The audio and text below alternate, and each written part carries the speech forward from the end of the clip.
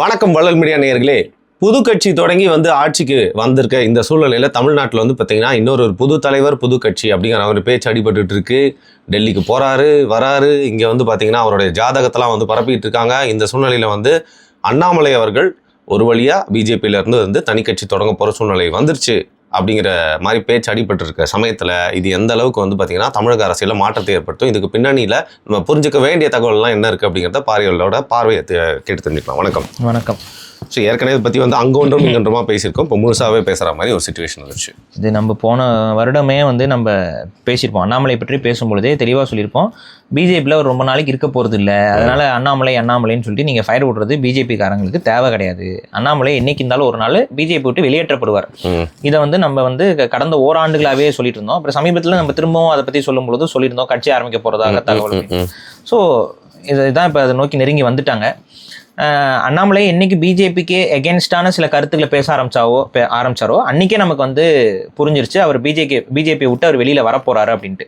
So என்னை பொறுத்த வரைக்கும் 98% அவர் வெளியில வரதான் போறாரு. அவர் கட்சி ஆரம்பிக்க தான் போறாரு. அந்த கட்சியை கட்டமைச்சு அவர் தேர்தலை சந்திப்பார்.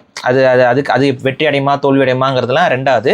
அதுக்கு அவருக்கு உரிமை இருக்கா அப்படின்னு பார்த்தா அவருக்கு உரிமை இருக்கு. ஏன்னா அவரும் ஒரு தமிழர் தான். அவரோட கொள்கை கோட்பாட்டில் நமக்கு உடன்பாடு இல்லாமல் இருக்கலாம். ஆனால் ஒரு பச்சை தமிழர் தான்.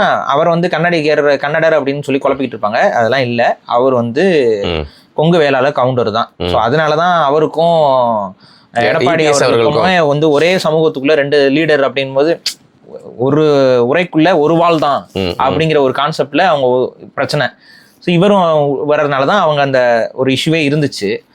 இப்போ ஆக்சுவலாக இவர் இந்த சமூகத்தை சார்ந்தவர் தான். அதை பல தரப்புலையும் கேட்டும் வெரிஃபை பண்ணியாச்சு. ஸோ அவர் ஒரு தமிழர். ஸோ ஒரு தமிழர் ஒரு கட்சி ஆரம்பிக்கிறதுல நமக்கு எந்தவித இதுவும் முரண்களும் இல்லை. என்ன அவருடைய கொள்கை கோட்பாடு என்ன அப்படிங்கிறது இது வரைக்கும் அவர் இருந்த பாஜக கொள்கை கோட்பாடு தமிழ் தேசியத்திற்கோ தமிழ் இனத்திற்கோ எதிரானது. இப்போ அவர் ஆரம்பிக்க போகிற கட்சியோடைய கொள்கை கோட்பாடு என்னவா இருக்குங்கிறது அவர் சொல்லுவார். நம்ம ஒரு யூகிக்கிறோம். நம்ம அது என்ன யூகிக்கிறோங்கிறது நான் இந்த வீடியோவில் சொல்கிறேன். ஸோ அது என்னங்கிறத பொறுத்து தான் அவர் எப்படி நம்ம அணுகணுங்கிற ஒரு பார்வை நமக்கு வரும். ஆனால் அவர் ஆரம்பிக்க போகிறாருங்கிறது தான் நிதர்சனமான உண்மையாக இருக்கிறது. சரி, இந்த இடத்துக்கு எப்படி அண்ணாமலை வந்தாரு அப்படின்னு சொல்லி பார்க்கும் பொழுது பாஜக அப்படின்னா உங்களுக்கு எது ஞாபகம் வருது? பாஜகனாலே உடனே இந்த ஆர்எஸ்எஸ், அப்புறம் சங்கீத்தனம், இந்துத்துவா, அப்புறம் நேரம் கமெண்ட் ஆரம்பிச்சுறாங்க நீ ஒரு கிறிஸ்தவ கைக்கூலி என்பதால் பார்த்து அப்படின்னா இல்லை. பேசிக்கா என்னன்னா பல நூல்களை படிச்சதுனால எனக்கு என்ன தோணுது பிராமணிசம் ஞாபகம். பல நூல்களை படிச்சு நீங்க தெரிஞ்சிருக்கீங்க. நூலுன்னு புரியுதுங்க, நூலு தாங்க. ஸோ பிஜேபி அப்படின்னாவே ப்ரோ பிராமின் கட்சி அப்படிங்கிறது தான் தமிழ்நாட்டை பொறுத்த வரைக்கும் பார்வை. இந்தியா முழுக்கவே அதுதான் பார்வை. அவங்க ஹிந்துவிசத்தை ரொம்ப தூக்கி பிடிக்கிற ஒரு இதாக இருக்கிறனால ஹிந்துவிசமே யாரை தூக்கி பிடிக்குது? பிராமணர்களை தான் தூக்கி பிடிக்குது. ஸோ ஆட்டோமேட்டிக்காக இவங்க ஹிந்துவிசத்தை தூக்கி பிடிப்பாங்க, ஹிந்துவிசம் பிராமணர்களை தூக்கி பிடிக்கும். ஸோ ஆட்டோமேட்டிக்காக பிராமணர்களை தான் எல்லாரும் தூக்கி பிடிக்கிறாங்கிறது புரியுது நான் சொல்றது. புரியுது. ஸோ பிராமின்ஸை தூக்கி பிடிக்கிற ஒரு கட்சி தான் பாஜக. அதே போல அதுக்கு பின்னாடி இருந்து மூளையாக செயல்படக்கூடிய ஒரு மூளை தான். அதாவது மூளைனா இதுதான் ஆர்எஸ்எஸ். சரியா? ஸோ ஆர்எஸ்எஸும் பாஜகவும் ஒரு மாதிரி கட்டி பிடிச்சிக்கிட்டே தான் செயல்படுவாங்க. மாறி மாறி ஒரு டிராவல், அதாவது ஒரு ரயில் தண்டவாளத்துடைய 2 இது போல டிராவலெல்லாம் அவங்க டிராவல் பண்ணுவாங்க. இதுதான். ஸோ ஆர்எஸ்எஸ் யாரை கை காமிக்குதோ அவங்க போவாங்க. ஸோ பேசிக்கலி ஆர்எஸ்எஸ் உடைய பொலிட்டிக்கல் விங் தான் பிஜேபி. ஆமாம், இதுதான் உண்மை. இப்போ இந்த ஆர்எஸ்எஸ்ஸால ட்ரெயின் செய்யப்பட்டவங்க தான் பாஜகவில் வர முடியுமானா கிட்டத்தட்ட அதான் உண்மை. பாஜகவில் நீங்கள் டைரெக்டாகவும் போய் சேர்ந்து வரலாம். ஆனால் உங்களுக்கு ஒரு பெரிய பெரிய பொறுப்புகளும் பெரிய பெரிய பதவிகளும் கொடுக்கணும் அப்படின்னா அதுக்கு ஆர்எஸ்எஸ் இசைவு காட்டணும். ஆர்எஸ்எஸ் உங்களுக்கு இவர் நம்மவா அப்படின்னு சொல்லி அவங்க முடிவு பண்ணிட்டாங்கன்னா அந்த நம்மவாங்கிற கேட்டகரிக்குள்ள நீங்கள் என்னைக்கு வரீங்களோ அன்னைக்கு உங்களுக்கு ப்ரமோஷன்ஸ் டப்புன்னு போகும். நீங்களா இந்த பூஜை ரூமுக்கு முன்னாடி மணி அடிச்சு மாட்டிக்காம இருந்தீங்கன்னா உங்க வாழ்க்கை எதிர்காலத்தை நோக்கி போவீங்க. இல்ல நான் மணி அடிப்பது தான் எனக்கு முக்கியம் சொல்லிங்க, மணி அடிச்சு அதை எவனா வீடியோ எடுத்து அனுப்பிச்சு கடைசியில் போட்டால் வாழ்க்கை முடிஞ்சு போயிடும். அப்போ எந்த நூலும் உங்களை பிடிச்சி காப்பாற்ற முடியாது. இல்லை, மோடி அவர்கள் வாஜ்பாய் போன்றவர்கள்லாம் பார்த்தீங்கன்னா ரொம்ப நாளாக அந்த இயக்கத்தில் டிராவல் பண்ணி வந்ததுனாலும் அந்த மாதிரி ஒரு கிரெடிட் கொடுக்கறதுக்கு வாய்ப்பு இருக்கு இல்லையா? ஸோ அவர் குஜராத்தில் சிஎம் ஆனது பிஎம் ஆனது அந்த மாதிரிலாம் சொல்றேன் நான். அவர் சிஎம் ஆறதுக்கே என்ன காரணம்னா ஆர்எஸ்எஸ்ல அவர் டிராவல் ஆகி வர்றது சின்ன வயசுல இருந்து அந்த டவுசரை போட்டு நீங்க வாழ்ந்து இருக்கணும். அப்பதான் உங்களை அப்படியே அந்த பதவிக்கு கொண்டு வருவாங்க. இதுதான் ஆர்எஸ்எஸ், இதுதான் யதார்த்தம். ஸோ இன்னைக்கு நான் பாஜகவில் போய் சேர போறேன் அதெல்லாம் முடிவு பண்ணியிருந்தீங்கன்னா அதுக்கு மனசுல ஏற்றுக்கோங்க. உங்களை ஒரு லெவலுக்கு மேலே வர மாட்டாங்க. ஓகேவா, இதுதான் அங்கே நடக்கும். ஸோ பேசிக்காக இது. இப்போ இந்த ஆர்எஸ்எஸ்ஸால் வளர்க்கப்பட்டவரா அண்ணாமலை அப்படின்னா ஆமாம், அண்ணாமலையும் ஒரு ஆர்எஸ்எஸ்காரர் தான். நீங்கள் நிறைய பேர் நினைப்பீங்க ஐஏஎஸ் ஐபிஎஸ்லாம் வந்து எப்படிங்க, ஐஏஎஸ் ஐபிஎஸ் அகாடமிஸை ஆர்எஸ்எஸ் நடத்திக்கிட்டு இருக்கு பல இடங்களில், பல ஊர்களில். அதில் ட்ரெயின் ஆகி அதில் படித்து அதன் மூலயமா வந்து எக்ஸாம்ஸை கிளியர் பண்ணி வரவங்களும் நிறைய பேர் இருக்கிறாங்க. சரியா, அது எதுக்குன்னா அதிகார வர்க்கத்தை நம்ம கண்ட்ரோலில் வைக்கணும் அப்படிங்கிற ஒரு நோக்கம் கொண்ட ஆர்எஸ்எஸ். இதை வேற வேற நம்ம ட்ரம்ப் வேற ஆர்எஸ்எஸ் தடை செய்யறதுக்கு சில நடவடிக்கைகள் எடுத்துட்டு அவங்க ஊர்ல அமெரிக்கா வந்து இப்போ ஆர்எஸ்எஸ் வந்து ஒரு தீவிரவாத அமைப்புன்னு சொல்றதுக்கு பிளான்லாம் போய்கிட்டு இருக்கு. Global agenda. ஸோ தமாசா இருக்கும், அது ஒரு மாதிரி ஜாலியாக இருக்க போகுது. ஸோ அது நடக்க போகுது. ஆர்எஸ்எஸ் தடை செய்ய போகிறாங்க, அவங்க ஊரில் தடை செய்வாங்க. அப்போ அது ஆட்டோமேட்டிக்காக இந்தியாவுக்கு ஒரு பெரிய பேட் இமேஜ் கிரியேட் ஆகும். ஸோ அது ஒரு பாலிடிக்ஸ். ஸோ ஆர்எஸ்எஸ் வந்து தடை செய்கிற அளவுக்கு என்னங்க அப்படின்னா, தடை செய்கிற அளவுக்கு வெறுப்பு பிரச்சாரத்தை செய்யக்கூடிய ஒரு அமைப்பாகத்தான் ஆர்எஸ்எஸ் இருந்து வருகிறது. அவங்க வந்து சும்மாவே வந்து அதுக்குள்ளே ஆர்எஸ்எஸ் மெம்பர்ஸாக இருக்கிறவங்க அவங்க பேசுறது, அவங்க சொல்கிறதெல்லாம் கேட்டிங்கன்னா அதீத மத வெறுப்புகளை வந்து அடுத்தவர்கள் மீது திணிக்கக்கூடிய ஒரு நடவடிக்கையில் ஆர்எஸ்எஸ் எப்பவுமே செயல்படும். அதுக்கு 1000 மெகாக்கானம் சொன்னீங்கன்னா அது தப்பு. சரியா, அப்போ இந்த ஆர்எஸ்எஸ்ஸால் ட்ரெயின் செய்யப்பட்டு இந்த ஆர்எஸ்எஸ் உடைய ஈகோ சிஸ்டத்தில் படித்து அந்த ஆர்எஸ்எஸ் ஈகோ சிஸ்டத்தில் அதை இவங்க படித்து தான் எக்ஸாம் எழுதி தான் கிளியர் பண்ணி தான் வருவாங்க. அப்படி தான் நம்ம புரிஞ்சுக்கிறோம், இதெல்லாம் தெரிஞ்சுக்கிறோம். ஆனால் இந்த ஈகோ சிஸ்டம் வந்து ஒரு training program, RSS training program மாதிரி கலெக்டருக்கும் ஐபிஎஸ் இவங்களுக்குலாம் ஒரு training program, income tax officer இவங்கெல்லாம் அதில் வந்து வருவாங்க.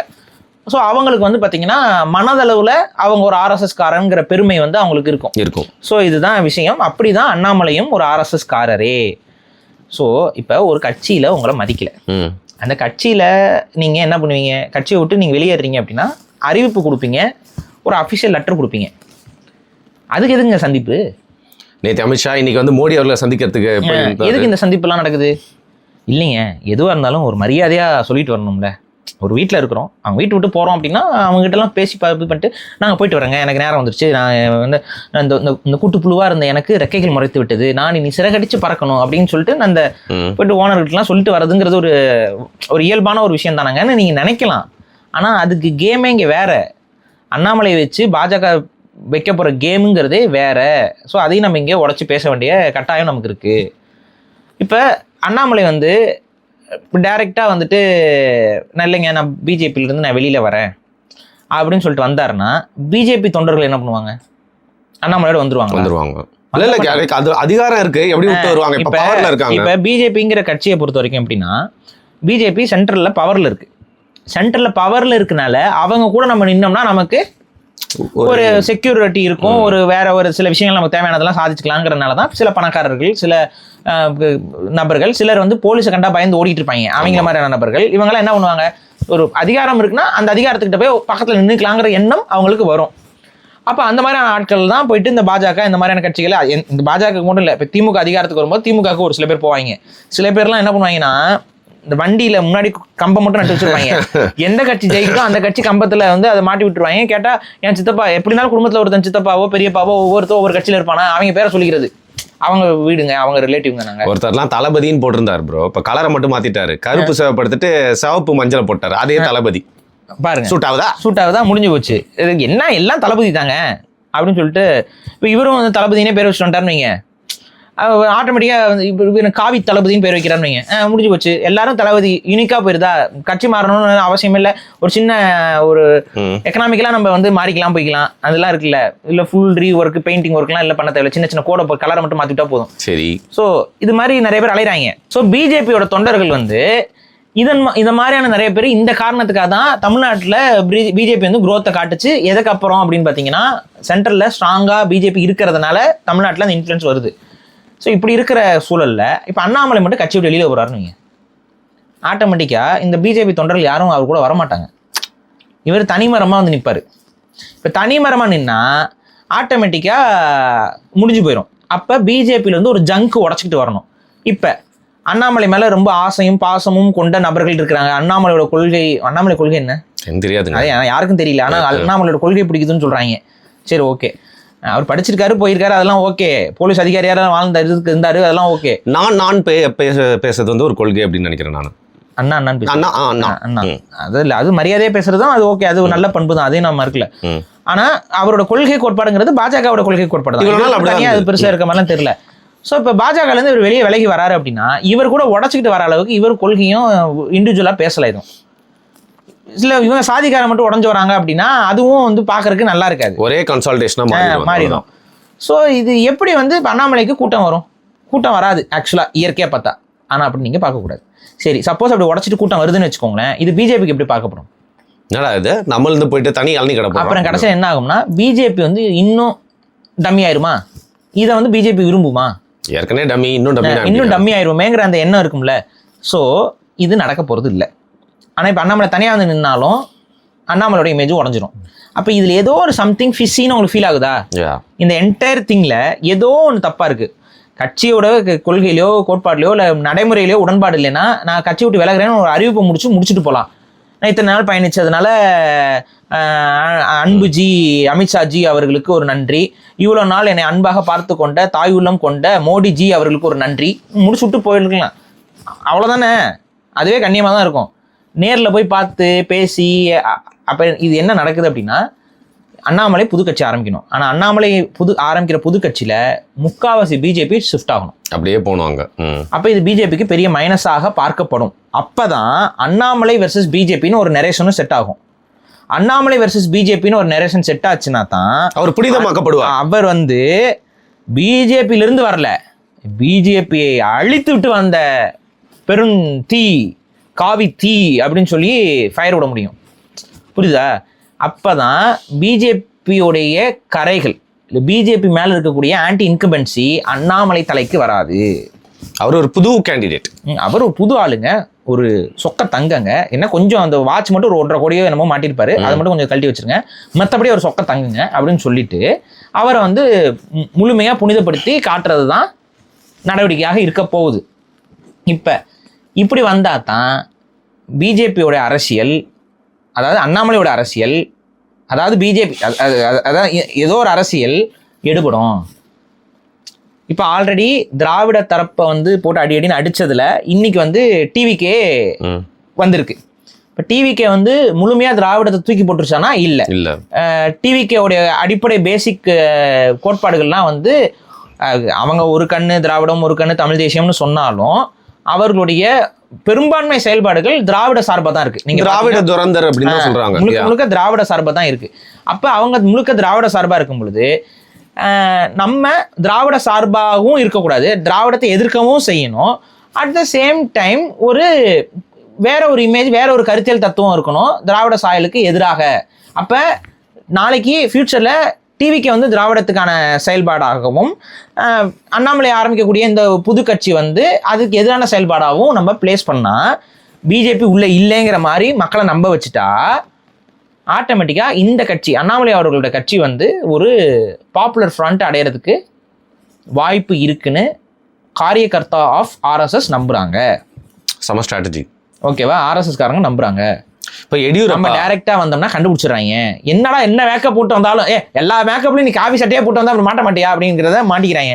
ஸோ இந்த முறை வந்து காவி சட்டை போடுறது இல்லை, கருப்பு சட்டையை போட்டு அண்ணாமலை இறக்கி விடுறோம் அப்படின்னு சொல்லிட்டு ஒரு பிளான் போகுது. இல்லை, இது வந்து ரொம்ப கற்பனைக்கு அப்பாற்பட்டு பேசுகிற மாதிரி நிறைய பேருக்கு தோணுனாலும் இது ஏற்கனவே நடந்திருக்கு. எடியூரப்பான்னு ஒருத்தர், அவர் பார்த்தீங்கன்னா லிங்காயத் கம்யூனிட்டிலேருந்து வந்து ஒரு கட்சி தொடங்குற மாதிரி தொடங்கி அதுக்கப்புறம் ஜெயிச்சு பிஜேபி கூட போய் இணைஞ்சிட்டாரு. இந்தியா முழுக்க பிஜேபியோட ஒன் ஆஃப் த டெக்னிக். இது ஒரு டெக்னிக், இது ஒரு லாபி, அதாவது இது ஒரு ஸ்ட்ராட்டஜி. இந்த ஸ்ட்ராட்டஜியை வந்து அவங்க வந்து இம்ப்ளிமெண்ட் பண்ண போகிறாங்க. அதெல்லாம் அண்ணாமலை வச்சு பண்ணுறாங்கங்கிறது நமக்கு வெட்டா வெளிச்சமாக தெரியுது. ஸோ அண்ணாமலை புது கட்சியெல்லாம் ஆரம்பிக்க போகிறது இல்லை, அண்ணாமலை ஆரம்பிக்க போகிறது பாஜக தான். ஸோ இதுதான் proper BJP B team. So பாஜகவே வந்து ரீபிராண்டிங் பண்ணி தான் அண்ணாமலை நடத்துவார். என்னன்னா அந்த ரீபிராண்டிங்கில் வந்து மோர் தமிழ் பேஸ்டாக இருக்கும், ஓகேவா? அதாவது எப்படி இருக்கும்னா தேசியம், இந்திய தேசியம் அப்படிங்கிறத பேசுவாங்க, தமிழ் மொழிப்பற்று அதிகமாக முன் வச்சுக்குவாங்க. ஸோ இவங்க வந்து தமிழ் மொழி கலாச்சாரம் பண்பாடு கூறுகளை அதிகமாக எடுத்து பேசிக்கிட்டே சீமானவரோட ஸ்கிரிப்டை திருடிடுவாங்கன்றீங்க. ஆமாம், எல்லாருமே சீமானவரோட ஸ்கிரிப்டே எல்லாரும் தூக்கிட்டு போகிறாங்க, அப்படிதான் இருக்குது. ஸோ வந்துட்டு பேசிக்காக தமிழ் தேசியத்தில் இப்போ இவர் என்ன பண்ணுவார்னா, இப்போ விஜய் அவர் என்ன பண்ணார், திராவிடம் ஒரு கண் தமிழ் தேசியம் ஒரு கண்ணுனாரா? இவர் என்ன பண்ணுவார், தமிழ் தேசியம் ஒரு கண் தேசியம் ஒரு கண்ணும் பாரு. ஸோ இப்படி தான் நடக்கும். இப்போ தமிழ் ஒரு கண் தேசியம் ஒரு கண் அப்படின்னு சொல்லி தமிழ் தேசியம் வந்துருச்சே சொல்லு, அது இந்திய தேசியம். தமிழ் அண்ட் இந்தியன் அப்படிங்கிற மாதிரி ஒரு கான்செப்ட்ல ஒரு டைலாக்கை போட்டு இந்த மாதிரி ஒரு கருத்தியல்ல இந்த கட்சியை நடத்த. அதுக்கு சும்மா ஒரு தூண்டில் வந்து கல்விக் கொள்கைக்கு எதிராக வந்து பேசினார் பாத்தீங்களா போன வாரம் பிஜேபி. அதுதான் கிவ்அவே, ஈஸி கிவ்அவே. மும்மொழி கொள்கையை நீங்க எதிர்க்கிறீங்க அப்படின்னா ஆட்டோமேட்டிக்கா தமிழ் சார்ந்த ஒரு ஸ்டாண்ட் எடுக்கிறீங்க. ஆக்சுவலா அதான் எடுக்கணும். அது எடுக்கிறது கூடாது நான் சொல்லலை, அது எடுக்கிறது சரிதான். நமக்கு என்ன பயம்னா இப்படிலாம் ஸ்டாண்ட் எடுத்து கடைசியை போய் அடகு வச்சிடக்கூடாது. இப்போ உங்க மேல வைக்கப்படக்கூடிய அந்த சந்தேகங்கள் என்னன்னா, நாளை பின்ன நீங்க இப்படிலாம் பேசி இது பண்ணி கடைசியில திரும்ப வந்து பாஜகவுடையும் அந்த இந்திய தேசியத்துக்கிட்டையும் தமிழர்களுடைய உரிமையையும் உடைமையையும் அடமானம் வச்சுட்டா என்ன பண்றது, அப்படிதான் இந்த கேள்வி வரும். இப்போ தமிழ்நாட்டில் அரசியல் செய்கிறேங்கிறதுக்காக இந்த ஒரு வேடம் தரித்து பாஜகவுடைய பி டீமாக அவர் செயல்படுவாரா அண்ணாமலை அப்படிங்கிற ஒரு ஸ்ட்ராங் கிரிட்டிசிசம் இயல்பாகவே எல்லாருக்கும் வந்துடும். அது வரக்கூடாதுங்கிறதுனால தான் ஒரு ப்ராக்டிக்கல் ட்ராமாவை வந்து இப்போ அரங்கேற்றிட்டு இருக்கிறாங்க, ஒரு ஒரு பெருசாக உடையிற மாதிரியும், அதனால பிஜேபிக்கும் இவருக்கும் ஒரு மனக்கசப்பு ஏற்பட்ட மாதிரியும். அந்த மாதிரி இப்போ வந்து இப்போ என்ன இன்னொன்று பாருங்க, இப்போ பதவிக்கு ஆசைப்படாதவர்னு ஒரு அங்கீகாரமும் வேணும். அது யாரு கொடுப்பா, நீங்க கொடுப்பீங்களா? பதவிக்கு ஆசைப்படாத அண்ணாமலை அப்படின்னு விட்டெறிஞ்சிட்டு வந்துட்டாரு. அப்படி அப்பதான் இந்த லிங்கா பட பாட்டுலாம் போட முடியும். லிங்கா படத்துல ஒரு பாட்டு வரும், நல்ல பாட்டு அது. ஆமா, அது மாதிரி வந்துட்டேன். லைட்டா ஒரு மாதிரி ஃபீலிங்ஸா இருக்கும். என்னன்னா ஐபிஎஸ் பதவியும் விட்டுட்டாரு, பிஜேபி பதவியும் விட்டுட்டாரு, அது பாகுபலியா? சரி விடுங்க, அந்த பாட்டெல்லாம் மறந்துட்டேன். ஸோ அந்த மாதிரி மியூசிக் எல்லாம் போட்டுட்டு கொண்டாடுங்கடே, அது தெய்வம் நம்ம கூட வருதுடே அப்படிங்கிற கான்செப்ட்ல அமைச்சர் பதவி கொடுக்குறேன்பாங்க அவங்க. அடுத்த பிரதமரே நீங்க தான், நீங்க ஏன் வந்து இப்படிலாம் பண்றீங்க அப்படின்னு சொல்லி இந்த மாதிரிலாம் கொடுக்குறதுக்கு ட்ரை பண்ணதாகவும், அண்ணாமலை அதெல்லாம் மறுத்து தமிழ்நாட்டுடைய எதிர்காலம் மட்டும்தான் எனக்கு ரொம்ப முக்கியம், கன்னடத்தை சிங்கமாக தமிழகத்தை சிங்கமாக நான் கர்ஜிக்க போகிறேன் அப்படின்னு சொல்லிட்டு கர்ஜிக்க போகிறேன்னா அப்படின்னு சொல்லிட்டு வருவாரு. அவர் வயசும் இப்ப பழகிட்டீங்க. யாரெல்லாம் அரசியல் கட்சி ஆரம்பிக்கிறாங்களோ எல்லார் வயசும் நீங்க ட்ரை பண்றீங்க. அதுக்கு என்ன பண்றது, விஜய் வாய்ஸ் என்னங்க விஜய் வாய்ஸ் என்று சொல்லி விஜய் அவர்களை இழிவுபடுத்தி விட்டார். விஜய் வாய்ஸ் ஒரு புது யூடியூப் சேனல் ஆரம்பிக்க சொல்ல வரதுக்குள்ள நீங்க அவசரப்பட்டீங்க. சரி, ஓகே. ஸோ அது வேற வெற்றின்னு ஒரு புது நியூஸ் சேனல் வருதுங்க, சும்மா துணுக்கு செய்தி இது அவங்களுடைய சேனல் சார்பா அப்படின்னு சொல்லிட்டு. சரி, ஓகே. இதெல்லாம் நடக்குதா? இப்போ ஆட்டோமேட்டிக்காக வந்துட்டு அண்ணாமலை அவர்கள் கட்சியை ஆரம்பிச்சுட்டு இந்த ஸ்டாண்டில் நின்றுக்கிட்டு, நான் என்னோட கணிப்புனா என்னன்னா, மோஸ்ட்லி இவருடைய செயல்பாடு எப்படி இருக்குன்னு பார்த்தீங்கன்னா, முத்துராமலிங்க தேவருடைய செயல்பாடு எப்படி இருந்துச்சோ, தேசியமும் தெய்வீகமும் அப்படிங்கிற கான்செப்ட்ல ஒரு கோயில் குளமும் போவார். அதே அட் த சேம் டைம் வந்து தமிழ்நாடு, தமிழர் வாழ்வியல், தமிழர் உரிமைகள் அப்படிங்கிற மாதிரிலாம் பேசிட்டு ஒரு மக்களுக்கு நல்லது செய்யறதுங்கிற கான்செப்ட்டுங்கிற இதில் நின்றுக்கிட்டு, பேசிக்கா என்னன்னா ஒரு ரிஃபைன்டு தமிழ்நாட்டுக்கு ஏற்ற மாதிரியான ஒரு பாஜக அப்படிங்கிற அந்த கான்செப்ட்ல தான் இது வரும். ஆனா முழுக்க தமிழ்நாட்டு கட்சிகளுடைய அந்த இமேஜ்குள்ளேயே தான் கொண்டு வர போறாங்க. ஸோ இதுதான் ஓகே. ஸோ இப்போ இது இன்னொரு ஃபேக்டர் தான் எனக்கு ஃபுல்லாக ஓடிட்டே இருந்துச்சு. இப்போ விஜய் வந்து முதல்வர் ஆயிட்டாரு. அடுத்து வந்து பார்த்தீங்கன்னா ஆப்வியஸ்லி உதயநிதி ஸ்டாலின் தான் நிற்கிறாரு திமுகவில் அவருக்கு எதிராக. ஆனால் வந்து பார்த்தீங்கன்னா சட்டமன்றத்தில் விஜய் அவர்கள் வந்து பேச முடியாமல் இருப்பப்போ ஏதோ வந்து ஒர்க் அவுட் ஆகுது. மற்ற டைமில் அந்த ஒரு இமேஜ் வந்து ஒர்க் அவுட் ஆக மாட்டேங்குது. சீமான் அவர்கள் இருக்காரு.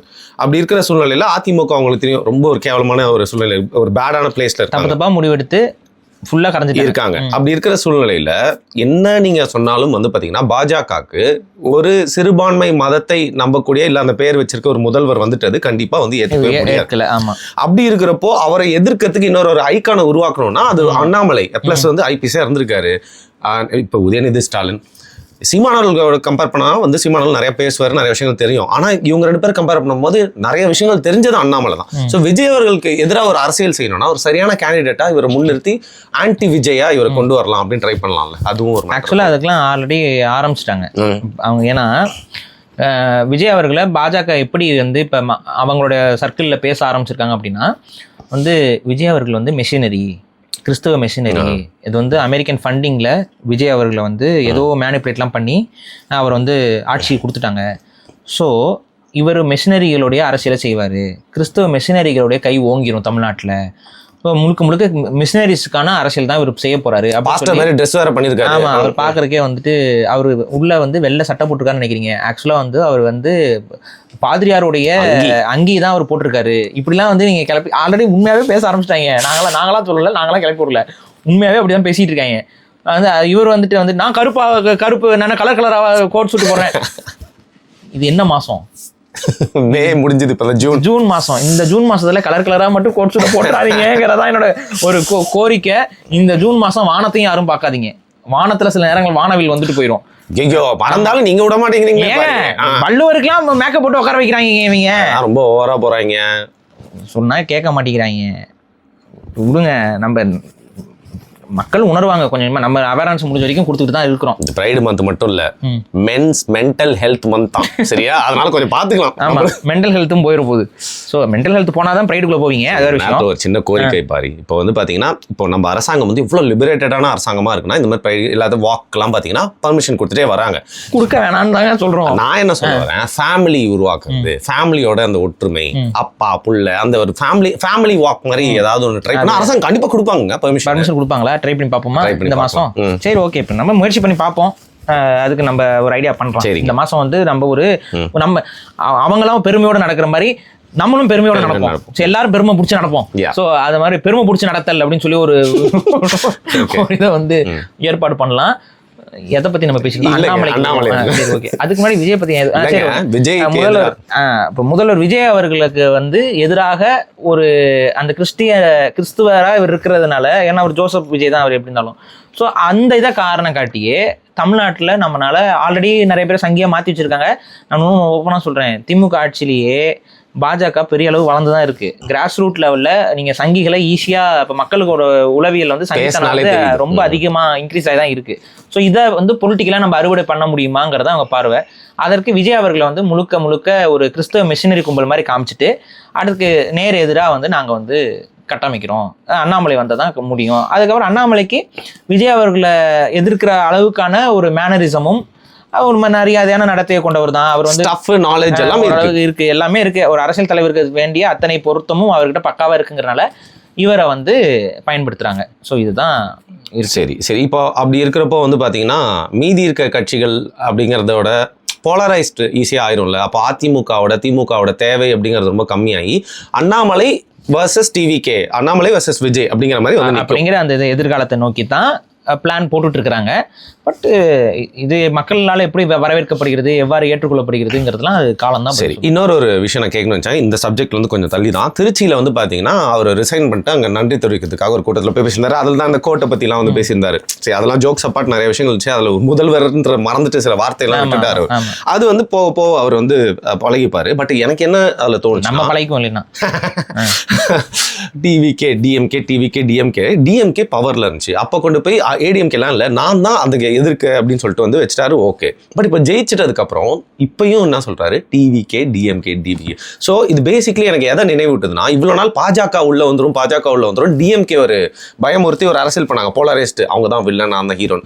ஸோ விஜயுடைய தேவைக்காக வந்து பாத்தீங்கன்னா திமுக உயிர்ப்போட இருந்தாதான் அவருடைய டிராவல் ஒரு 15 வருஷம் தொடர்ந்து ஆட்சியில் இருக்க முடியும்ன்றதுனால திமுகவை ஒரு ஷாக் ட்ரீட்மெண்ட் கொடுத்து உயிர்ப்போட வச்சுக்கிற ஒரு ஸ்ட்ராட்டஜி. அது அப்படி பார்க்கலாமா? அப்படின்னு பார்க்கலாம். ஏன்னா இது ஸ்ட்ராட்டஜிங்கிறத கடந்து இப்போ அடுத்து உயிர் போட்டு இருக்கக்கூடிய பெரிய கட்சி எது?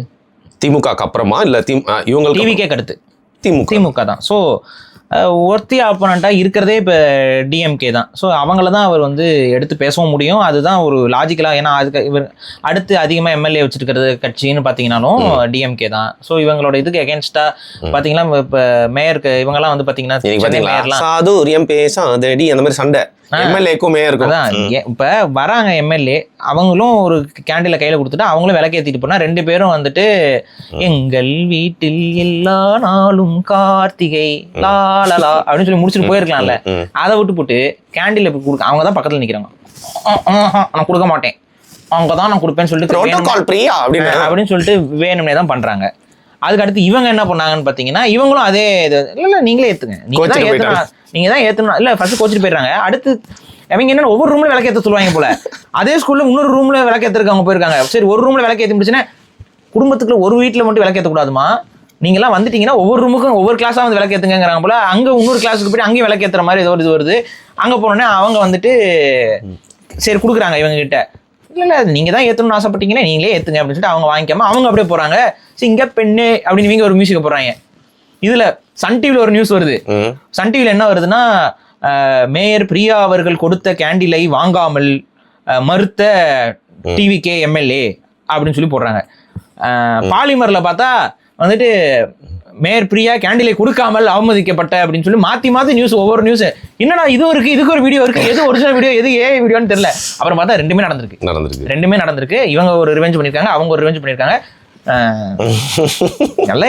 எங்களுக்கு வந்து ரொம்ப என்டர்டைன்மெண்டா கொண்டு போறீங்க ஆட்சியை, ரொம்ப ஹாப்பியா இருக்கு, மக்களும் அந்த மாதிரி ஹாப்பியா பார்த்துட்டு ஜாலியா சிரிச்சுட்டு போலாம். Right, fine. இப்போ ஸோ அதனால திமுக வந்து ஒரு போலரைஸ் பண்ணி வச்சா தன்னுடைய அரசியல் வாழ்க்கை கொஞ்சம் எக்ஸ்டெண்ட் ஆகும், இந்த பதவியும் கொஞ்சம் நீடிக்கும்ன்ற மாதிரி பாக்குறாரு. அவர் எப்படி இருந்தாலும் நான் தான் சொல்லிட்டேன்ல, விஜய் அவர்கள் ஒரு ஸ்ட்ராங்கான ஒரு ஆப்பனண்டா வந்துட்டாரு. இப்ப இந்த 5 வருஷத்துலயும் அவர் ஓரளவுக்கு சரியான ஆட்சியை கொடுத்தாலுமே அவர் வந்து அடுத்த முறையும் வருவதற்கான வாய்ப்பு அதிகம். ஸோ வந்து விஜய் வந்து ரொம்ப ஸ்ட்ராங்கான ஆப்பனண்ட் தான். விஜயை அண்டர்மைன் பண்ற அளவுக்கான ரிசோர்ஸ் யாருக்கிட்ட இருக்குன்னு பாத்தீங்கன்னா டிஎம்கே கிட்ட இருக்கு, பிஜேபி கிட்ட இருக்கு. டிஎம்கே ஒரு ஸ்ட்ராட்டஜி பண்ணும், பிஜேபி ஒரு ஸ்ட்ராட்டஜி பண்ணும். பிஜேபியோட ஸ்ட்ராட்டஜியில வந்துட்டு அண்ணாமலை தான் அவங்களுக்கு இருக்க ஒரே ஆப்பனண்ட், ஒரே இது. ஸோ விஜய்க்கு எதிராக அண்ணாமலையை பிச் பண்ணி கொண்டு வர்றது இவங்களோட வேலையா இருக்கும். இப்போ விஜய்க்கு எதிராக உதயநிதி ஸ்டாலினை கொண்டு வர வேண்டியது டிஎம்கேவோட வேலையா இருக்கும். பட் டிஎம்கேக்கு இது ஒரு பெரிய பிரச்சனை இருக்கு. விஜய்க்கு எதிராக உதயநிதியை கொண்டு வரணும்னா உதயநிதியை திரும்ப நடிக்க வைக்கணும். ஸோ உதயநிதியை அடுத்தடுத்து படங்கள் நடிப்பார். படம் வெளில வராதுங்க, வருங்க. அது பண்ண அதுதான் அவங்களோட நோக்கமும் கூட. ஓகே, விஜய் அவர்கள் வந்து இந்த படத்தை வெளியிடாம எல்லாம் பண்ணாரு, அதை வச்சு ஒரு அரசியல் பண்ணுவாங்க. ஸோ ஆனா வராமலாம் இருக்க முடியாது. ஏன்னா நெட்வொர்க் வந்து இவங்க கிட்ட என்ன இருந்தாலும் ரெட் ஜாயிண்ட் தான். சரியா, நீங்க ஆட்சி அதிகாரம் இருந்தாலும் ரெட் ஜாயிண்ட் தான் மீடியா இண்டஸ்ட்ரியில. ஸோ அவங்க வந்து அவங்களுக்கு அது பிரச்சனை இருக்காது, மோஸ்ட்லி அதெல்லாம் வெளியில வரும். ஸோ உதயநிதி ஸ்டாலினை திரும்ப கொஞ்சம் நடிக்க வச்சு இது பண்ணி அந்த அந்த பழைய ஃபார்முக்கு கொண்டு வந்து நடிப்பாரா? இல்ல ஜெனரலிங்க தொடர்ந்து நிறைய படம் நடிப்பாரு, நிறைய படங்கள் அந்த பாட்டெல்லாம் நீங்க கேட்டிருக்கீங்கல்ல. ஆமா, அதெல்லாம் ஒரு ஜாலியா ஒரு மாதிரி டான்ஸ் ஆடுவா, ஹீரோயின் டான்ஸ் ஆடிட்டு இருப்பாங்க, இவர் சைட்ல கையாடிட்டு இருப்பாரு.